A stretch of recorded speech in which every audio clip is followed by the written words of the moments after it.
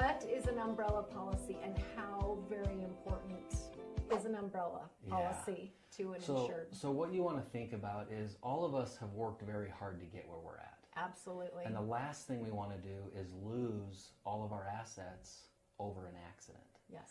So the state of Utah requires you on your auto to have $25,000 of coverage. Which today is not It's a lot. it's an ambulance ride and a chocolate milk. Yeah, and you And can't. then it's you gone. Can't, you can't even buy a car for that. So these Lori, days. if you're driving and you hit me and you had $25,000 in coverage, but my medical bills are $100,000, yes, your trouble. insurance company is going to pay $25,000, and then I'm going to come after you for the other Right. $75,000.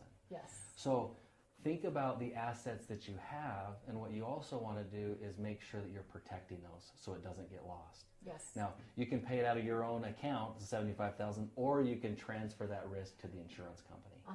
So an umbrella policy provides an additional $1 million of liability protection Nice. on top of your auto. Okay. So you get in an accident, your auto pays as much as it can to the limit, and then the umbrella pays an additional $1 million on top of that. So for a couple $100 a year, you can get another $1 million of liability protection. Again, such a great investment. Yeah, I personally think it's the best policy that we offer, especially as you start to accumulate more and more. Yeah, yeah. And as litigious as things are nowadays, and Yes. medical expenses are so expensive, I mean, it all just piles up. So that's where you want to make sure you have proper coverage and sitting down with your agent and talking about those, because sometimes, just like you're making people aware of, they've never even heard of an umbrella Yeah, policy yeah. And before. again, I hadn't heard of that either. Just within the last few years is when I heard about that. Right. And again, thank you for the coverage.